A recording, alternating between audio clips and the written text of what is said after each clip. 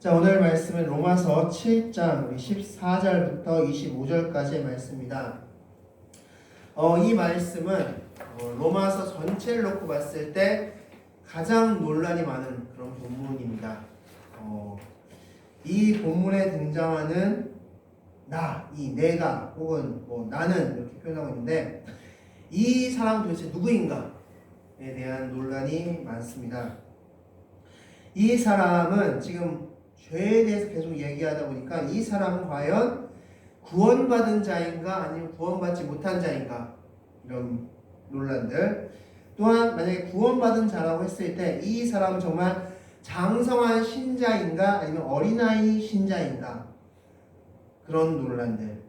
그리고 여기서 내가 혹은 나라고 적혀 있는데, 그렇다면 여기서 말하는 나는 과연 바울 자신을 이야기하나 아니면 제3자를 이야기하나, 아니면 이런 의견도 있습니다. 아니면은 아예 바울이 가상의 인물을 만들어 놓고 그 가상의 인물, 즉 이 율법이라는 것을 설명하기 위해서 실제로 존재하지 않을 사람을 바울이 만들어 놓고 설명하는 것은 아닌가, 이런 이야기들이 많이 있는 본문입니다.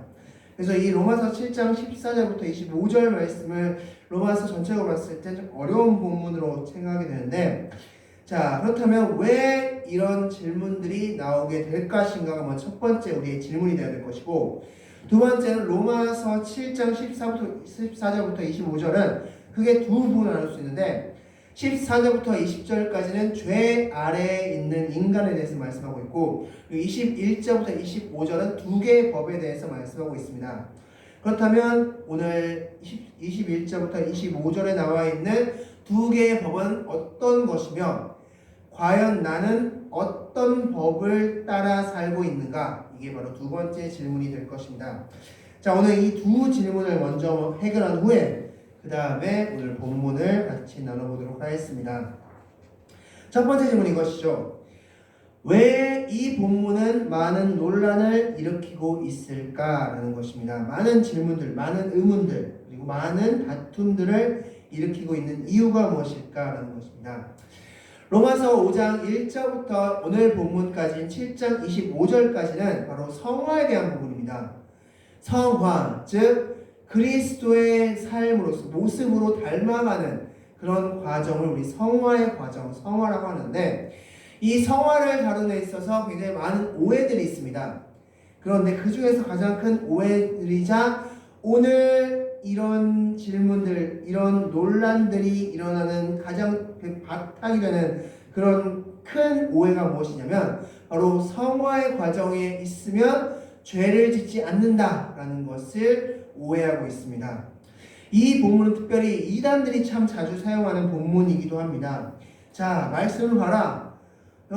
이런 사람이 구원받은 사람이냐? 아무리 봐도 구원받은 사람이 아닌 것 같습니다. 죄를 막 짓는다고 하고 막 죄에 넘어졌다고 하고 막 이런 표현들을 쓰다 보니까 이 사람은 아무리 봐도 구원받은 사람인 것처럼 보이지 않습니다. 구원받은 사람이라면 이런 삶을 살면 안 될 것처럼 보입니다. 그래서 아닌 것 같은데요 말하면, 그래, 너가 지금까지 잘못된 신앙생활, 잘못된 교회에 갔기 때문에 너가 지금 이 사람처럼 살고 있는 거야 라고 하면서 우리 교회 와라 라면서 이단들이 그들을 꼬드길 때, 그들을 유혹할 때 쓰는 본문 중에 한 본문이 바로 로마서 7장 14절부터 25절까지 말씀입니다. 이것에 대한 바탕은 무엇이냐면 성화의 과정 가운데 있으면은 죄를 지으면 안 된다라는 것입니다. 자, 그런데 그렇다면 성경은 정말로 성화의 과정 가운데 있는 사람은 죄를 짓지 않는가라고 했을 때 그렇지 않다라고 말씀하고 있습니다. 고린도전서 9장 27절 말씀에서는 바울이 뭐라고 말씀하고 있습니까? 내가 내 몸을 쳐 복종시킨다 말씀하고 있고, 히브리서 12장 4절 말씀에서는 피 흘리기까지 대항한다라고 말씀하고 있고, 에베소서 6장 13절 말씀에서는 전시갑주를 취해서 싸운다라고 말씀하고 있습니다. 즉 지금 성화의 과정 가운데, 즉 그리스도를 믿는 사람으로서 사는 가운데 말씀들을 보면은 전쟁을 하고 뭔가 싸우는 말씀들이 주를 이룬다는 겁니다. 왜 그렇다면 왜 본문, 이 성경 여러 구절에서 싸움을 강조하고 있을까요? 왜 죄와 싸우라고 강조하고 있을까요? 그것은 성화의 과정 가운데 있더라도 죄를 지을 수 있기 때문입니다. 그렇기 때문에 우리가 싸우라 말씀하고 있습니다. 이제 이것은 이제 후반부에 나오는 말씀인데, 그렇기 때문에 성화의 과정 가운데 있더라도 죄를 지으면 안 된다, 죄를 지을 수 없다라고 말한다거나, 죄를 지으면 구원받은 것이 아니다라고 말한다거나, 죄를 지으면 성화의 과정 가운데서 탈락한다라고 말한다거나, 이런 말들은 다 잘못된 말이라는, 틀린 말이라는 것입니다. 자, 그렇다면 왜 하나님께서는 성화의 과정을 주셨을까? 크게 세 가지를 우리는 생각해 볼 수 있는데, 첫 번째는 구원의 깊이를 알라고 우리 성화의 과정을 주신 줄 믿습니다. 즉, 우리가 그전 성화 전까지는 하나님이 다 하신 겁니다. 하나님의 단독 사역입니다. 그런데 이 성화의 과정은 하나님과 나와 협력 사역입니다. 그래서 하나님도 100% 일하지만 우리 역시 100% 일해야 되는 사역입니다. 즉, 죄와 싸워야 되는 것은 바로 우리가 싸워야 되는 것입니다. 하나님의 도우심마다 우리가 싸워야 되는 것인데, 그걸 통해서 우리가 구원받았다는 것이 이런 거구나 라는 것을 아는 과정이 바로 성화의 과정이라는 것입니다. 우리 구원은 결코 공짜로 얻은 것이 아니라는 것을 알려주는 과정이 바로 성화의 과정이고, 또 하나님께서 성화의 과정을 만드신 이유는 상급을 주시기 위해서입니다.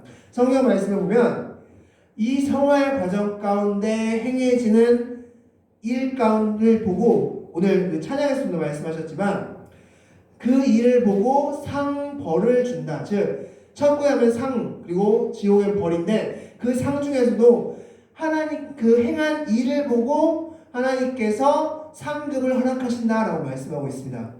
그래서 이 성화의 과정 가운데 너가 어떻게 신앙을 했느냐에 따라서 그 상급이 결정된다 말씀하고 있는 겁니다. 그 과정이 바로 성화의 과정이라고 말씀하고 있습니다. 또한 이 성화의 과정을 주신 이유는 바로 하나님과의 교제를 알라고 주신 것입니다. 하나님과 교제, 하나님과 만들어가는 그것, 에녹이 하나님께 부름받기 직전까지 하나님과 늘 항상 교제했던 것처럼 하나님과 교제 가운데 살게 하기 위해서 이 성화의 과정을 주신 것입니다. 즉, 성화의 과정은 하나님과 교제, 하나님의 구원의 깊이를 위해서 주신 거고, 상급을 위해서 주신 거고, 또 하나 성화의 과정 가운데 알아야 될 것은 성화의 과정 가운데 있더라도 죄는 지을 수 있다는 겁니다. 죄를 지을 가능성은 분명히 살아있다는 것입니다. 어디 이것은 이제 후반부에 나오는 말씀인데, 그렇지만 우리는 그 죄를 어떻게 하라? 싸워 이겨라 라고 말씀하고 있는 겁니다. 너희가 죄 지을 가능성은 있지만 그 죄를 싸워 이겨라 라고 말씀하는 게 바로 오늘 말씀, 그리고 그 전까지의 말씀이죠. 그 전에도 계속 말씀하고 있죠. 바울이 너희가 그런 가능성은 있지만 하나님께서 너희를 어떻게 구원했는지 생각해봐라. 너희를 구원했는데 그 죄에 자꾸 넘어지라고 하나님께서 너를 구원시켰는 줄 아느냐? 구원시켰을 것 같느냐? 하면서 바울이 이렇게 말하고 있습니다. 즉, 우리는 죄를 지은 가능성은 있지만 죄를 싸워서 이겨야 될 줄 믿습니다. 즉, 로마서 7장 14절부터 25절까지의 말씀에 대한 논란은 바로 성화에 대한 논란이다 라고 말씀드릴 수 있습니다. 두 번째, 오늘 설교 제목이기도 하고 오늘 본문의 큰 줄기이기도 한 두 개의 법에 대한 말씀을 좀 드리겠습니다. 자, 두 개의 법, 어떤 법이 있냐면 성경에서는 하나님의 법이 있고 죄의 법이 있다라고 말씀하고 있습니다. 자, 법이라고 하면은 어떤 법조항이 있을 겁니다. 우리가 헌법이 있으면 헌법에 명시된, 헌법에 속한 여러 가지 법조항들이 있습니다. 그 법조항에 대입해서 이 사람이 죄인이다 아니다를 판단하는 것이죠. 마찬가지로 하나님의 법에도 법조항이 있고 죄의 법에도 법조항이라는 것이 있습니다. 그럼 무엇이냐? 하나님의 법에 대한 법조항은 바로 율법 순종입니다.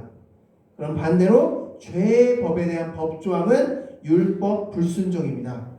그래서 우리에게는 두 가지 법이 존재하는 겁니다. 하나님의 법, 율법 순종, 죄의 법, 율법 불순종. 이 두 법 사이에 우리는 있는 것입니다. 그럴 때 우리는 하나님의 법을 따를 것인가, 죄의 법을 따를 것인가. 그런데 오늘 본문 말씀에서는 그럴 때 우리는 많은 경우 죄의 법을 따른다라고 말씀하고 있는 것입니다. 즉 율법 불순종이라는 죄의 법을 따르고 있다라고 말씀하고 있는 겁니다. 자, 그렇다면 그 역사는 어떻게 되었는가? 그 역사를 보면 바로 창세기 3장에서부터 그 역사는 시작됩니다. 창세기 3장 말씀 보면 뱀이 등장하죠. 우리 너무나 유명한 선악과 사건인데 뱀이 등장하는데 그 뱀을 성경에서는 뭐라고 지칭하는지 아십니까? 바로 들짐승 중에 가장 간교하다라고 말씀하고 있습니다. 여기서 간교하다라고 하니까 굉장히 좀 안 좋은 의미로 뱀을 지칭한 것처럼 보이지만 이 간교하다는 뜻이 원어로 보면 지혜롭다는 뜻입니다. 지혜롭다. 그러니까 뱀이란 이 동물이 가장 지혜롭다라고 지칭하는 겁니다. 그러면 실제 뱀이 정말 지혜로워서 지혜롭냐? 그렇다기보다는 이 뱀이 앞으로 행할 일을 봤을 때 이 뱀은 지혜로워야만 한다는 것입니다. 왜냐하면 이제 뱀이 어떻게 합니까? 하와에게 접근해서 어떻게 이야기합니까? 동산 모든 나무의 실과를 너희가 먹지 말라고 했어 하나님이 하면서 율법을 건들죠.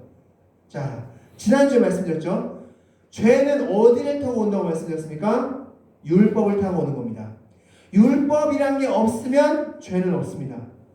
하나님이 율법을 만들었기 때문에 죄가 있는 것입니다.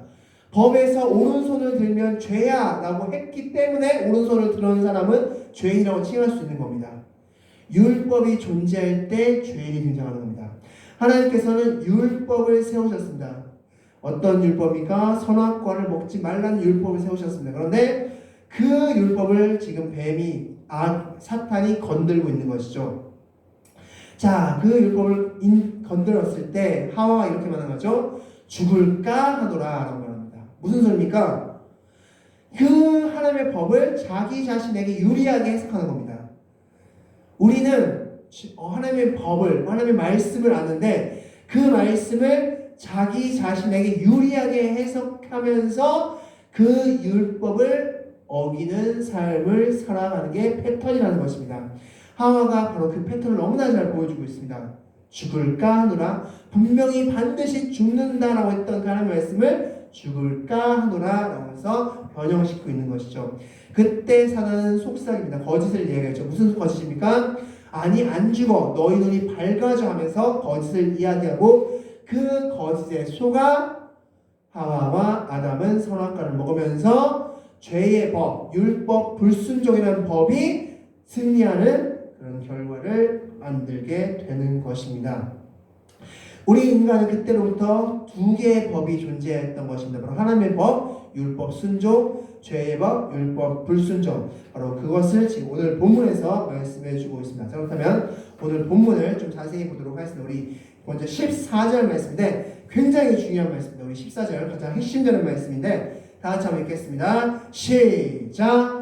우리가 율법은 신령한 줄 알거니와 나는 육신에 속하여 죄 아래에 팔렸도다. 아멘.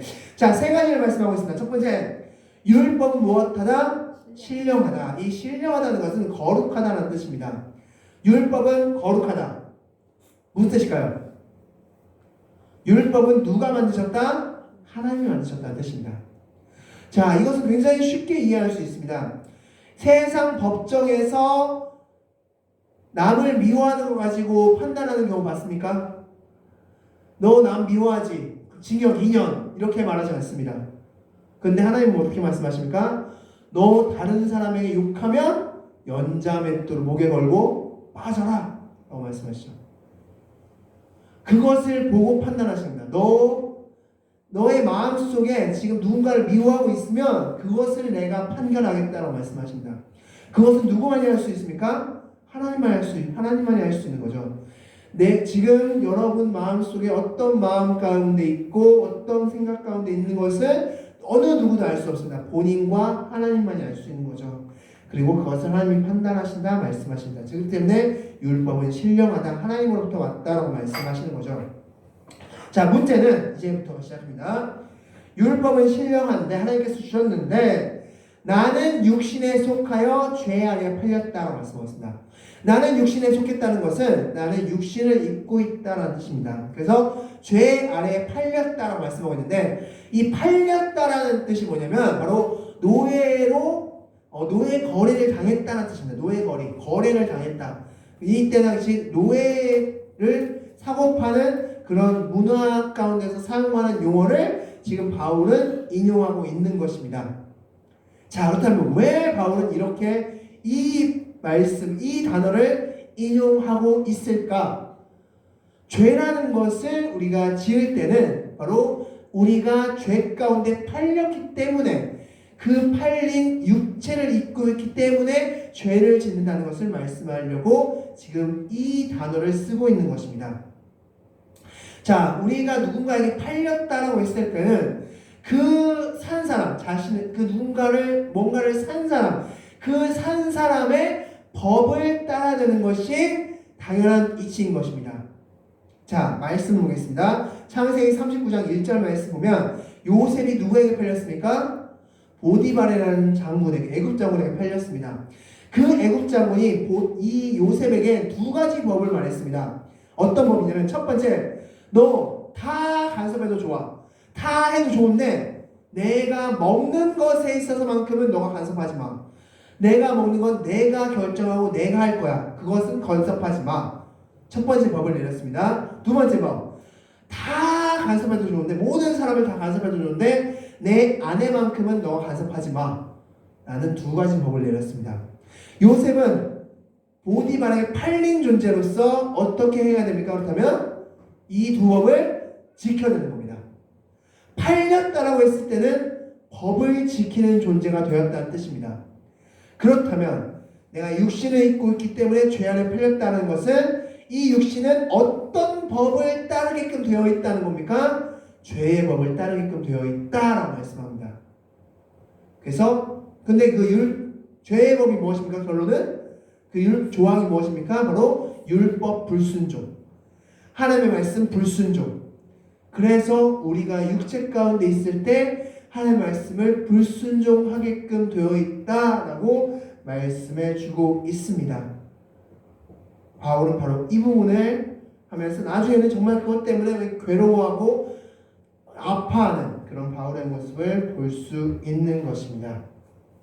자, 그렇다면 이제 15절부터인데, 이 15절부터 20절까지 말씀은 그렇게 죄 아래에 팔린 그런 인간의 모습을 성경은 이렇게 15절부터 20절까지 묘사하고 있습니다. 우리 15절 말씀부터 같이 보겠습니다. 15절 다 같이 읽겠습니다. 시작. 내가 행하는 것을 내가 알지 못하노니 곧 내가 원하는 것은 행하지 아니하고 도리어 미워하는 것을 행함이라. 아멘. 자, 내가 행하는 것을 내가 알지 못한다 말씀하고 있습니다. 그러면서 내가 원하는 것은 행하지 않는다. 원하는 것이 무엇입니까? 율법 순종이죠. 하나님 말씀에 순종하고 싶은 것은 내가 원하는 것입니다. 그런데 그것은 행하지 아니하고 도리어 미워하는 것을 행한다 말씀하셨습니다. 무엇을 행한다? 거기서 미워하는 것은 무엇일까요? 율법 불순종이죠.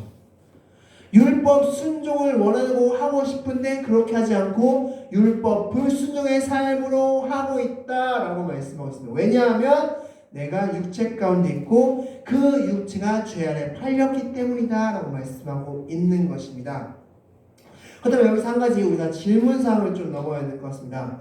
분명히 제가 앞서 말씀드린 대로 로마서 6장 1절부터 2절 말씀에서는 죄가 거할 수 없다, 우리는 죄에 거할 수 없는 존재가 되었다라고 말씀했는데, 어떻게 우리는 계속해서 죄를 짓는, 죄 가운데 팔린 존재가 되었을까? 어떻게 앞뒤가 안 맞는 거 아닙니까? 라고 할 수 있습니다.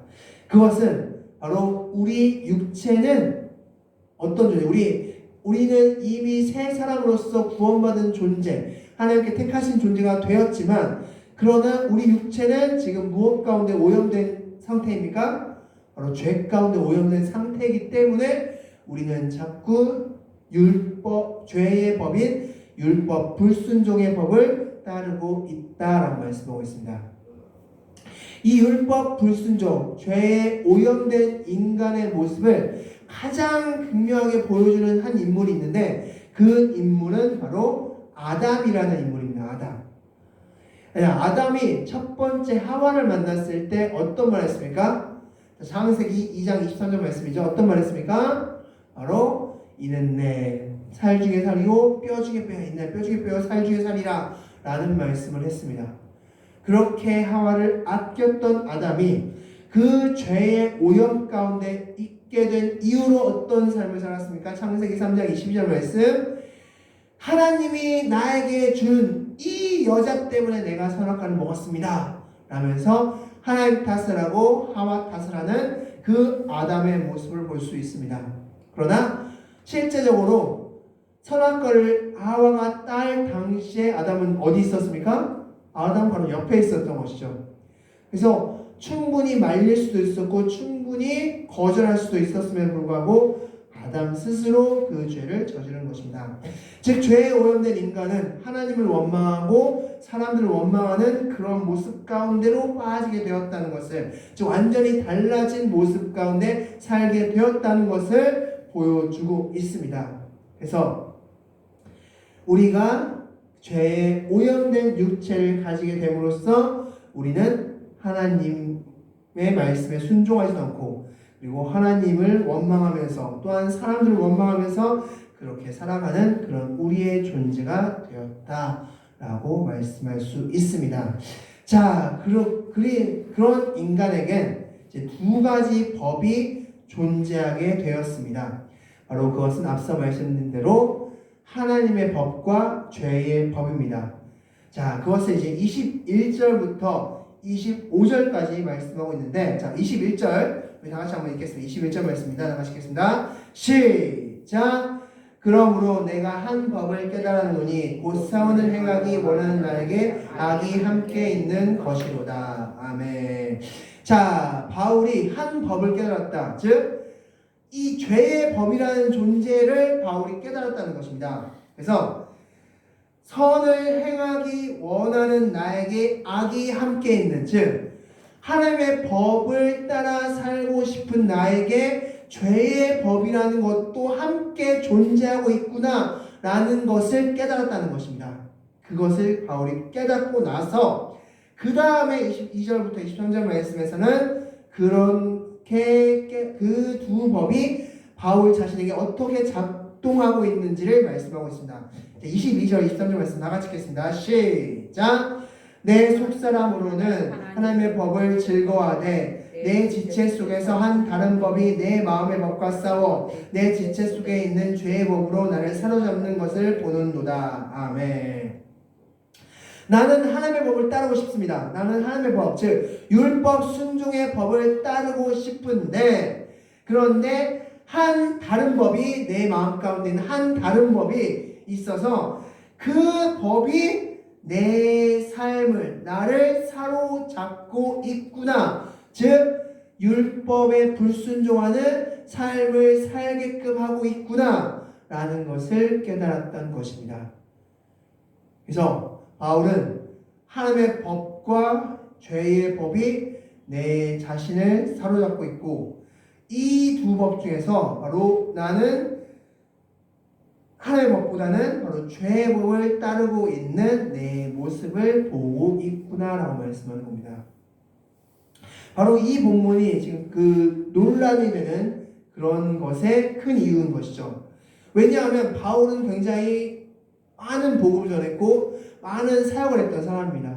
엄청나게 영향을 끼쳤던 그런 사람인데, 그가 죄의 법에 굴복한다? 아, 그럴 수 없어. 그것은 말도 안 돼. 라고 생각해 버릴 수밖에 없는 상황이기 때문에, 그래서 이것은 구원받지 않은 사람이야. 혹은 바울이 아닐 거야. 라고, 바울이 가상으로 만든 인물일 거야. 라고 생각하게 된다는 것입니다. 그런데 이것은 분명한 바울의 고백이고, 이 외에도 바울은 성경 곳곳에, 자신의 서신서 곳곳에 나는 죄와 싸운다, 나는 죄에 끝까지 항쟁한다, 대항한다 라는 말씀을 곳곳에 남기고 있음을 볼 수 있습니다. 그래서 우리 역시 마찬가지입니다. 우리 역시 우리에겐 두 가지 법이 존재하는데, 하나님의 법, 율법 순종의 법과 죄의 법, 율법 불순종의 법이 존재하는데, 우리도 역시 죄의 법, 율법, 불순종의 법을 따르게 될 경우가 많이 있다는 것입니다. 그럼 어떻게 해야 되느냐? 그것은 이제 잠시 후에 말씀이 나옵니다. 자, 그래서 이제 24절 말씀인데, 24절 말씀 우리 다 같이 한번 바울의 심경을 바울이 이렇게 토로하고 있습니다. 자, 24절 말씀입니다. 시작. 오라 나는 곤고한 사람이로다. 이 사망의 몸에서 누가 나를 건져내랴. 아멘. 그래서 오라라는 것은 굉장히 안타까운 표현입니다. 오라 그래서 굉장히 안타깝고 괴로운 표현을 지금 바울이 하고 있는 겁니다. 그러면서 뭐라고 표현하냐면 나는 곤고한 사람이로다. 이 곤고하다는 것은 원어로 달라이포로스라고 하는데 이 달라이포로스는 이 단어의 뜻은 무엇이냐면 바로 폐잔병이라는 뜻입니다. 폐잔병. 즉 나는 어떤 존재다? 폐잔병이다 라는 뜻입니다. 나는 폐잔병이다. 폐잔병 어떤 사람을 이야기합니까? 전쟁에서 막 싸우는데 전쟁에서 져서 완전히 기진맥진한 상태에 있는 사람, 그 사람을 폐잔병이라고 하죠. 우리는 바울이 지금 이런 상태라는 겁니다. 하나님의 법과 죄의 법에서 막 그 두 법이 나를 막 사로잡으면서 막 싸웠는데 결국에 와서 나는 어떤 법을 따랐다? 바로 죄의 법을 따르는 나를 보면서 오라 나는 공고한 사람, 나는 폐잔병이다 라고 말하고 있는 겁니다.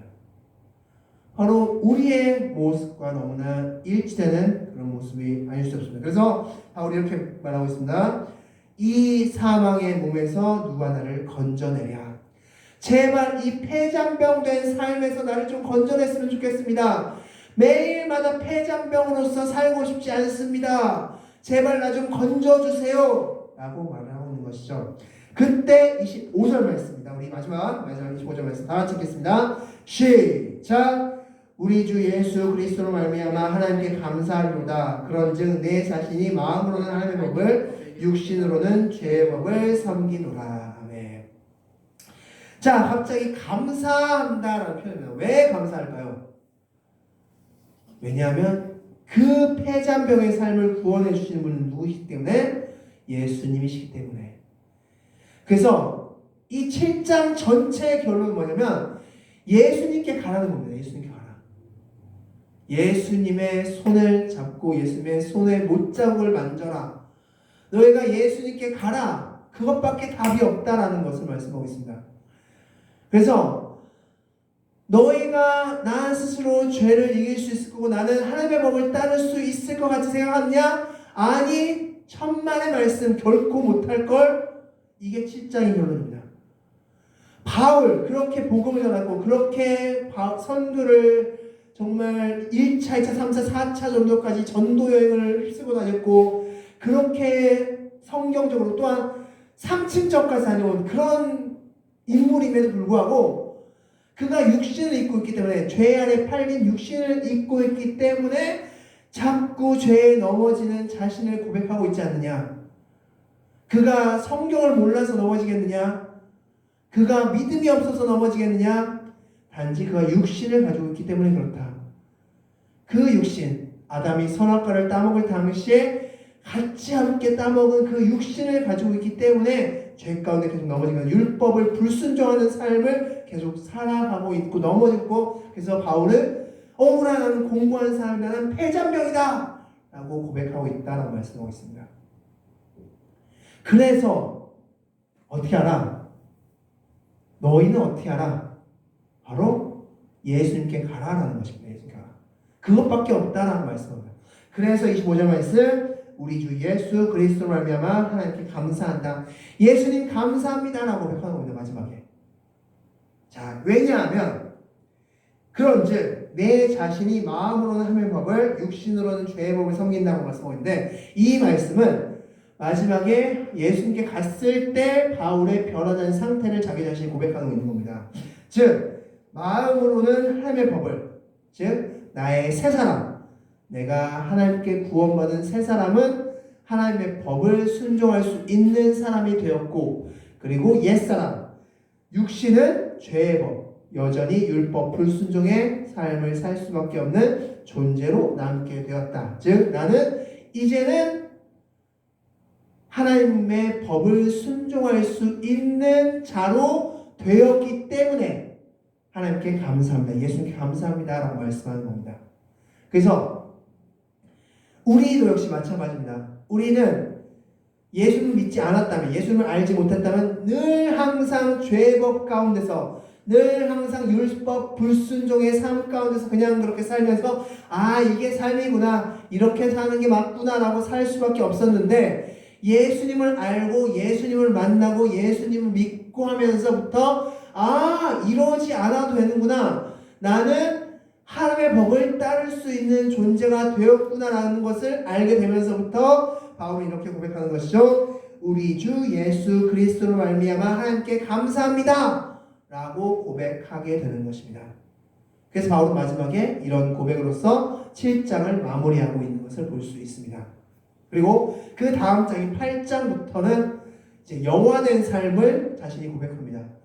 그래서 하나님께 영화되었을 때 그때 그 기쁨과 그 환희를 8장부터 서서히 고백하면서 그 과정을 인도하시는 하나님의 그 섭리를 8장부터 11장까지 찬양하고 있습니다. 그것이 이제 마지막 영화의 과정 가운데 있습니다. 자, 마지막 이제 7장 이제 결론 내리도록 하겠습니다. 이 로마서 7장 전체의 결론은 딱 하나입니다. 예수님께 가라. 우리 지난주에 말씀드렸죠. 예수님께 간다는 것은 무엇입니까? 바로 말씀, 기도, 선행의 삶을 사는 겁니다.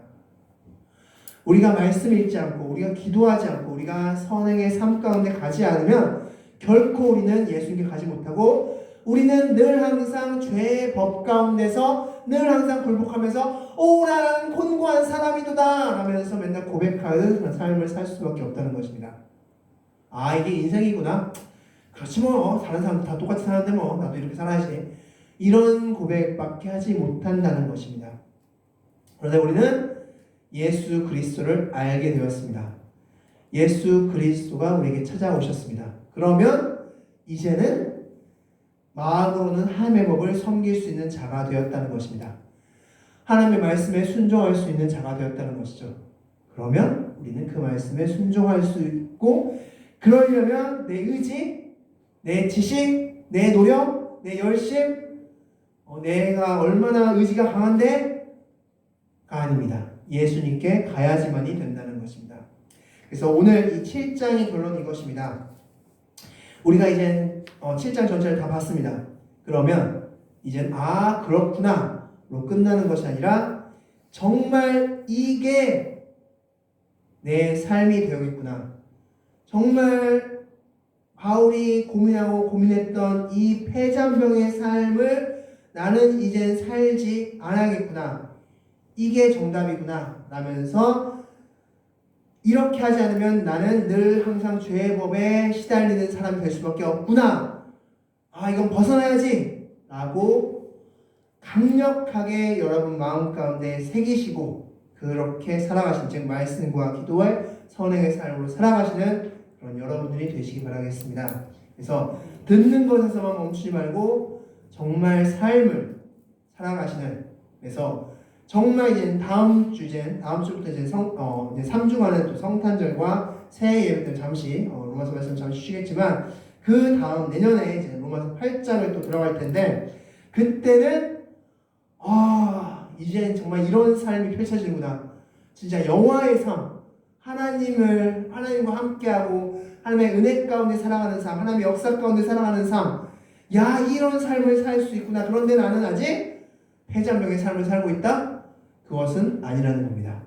그래서 그 방법은 내 의지나 노력이 아니라 말씀과 기도와 선행의 삶밖에 없음, 예수님께 가는 것밖에 없음을 기억하시면서 예수님께 늘 가시는 여러분들이 되시기 바라겠습니다.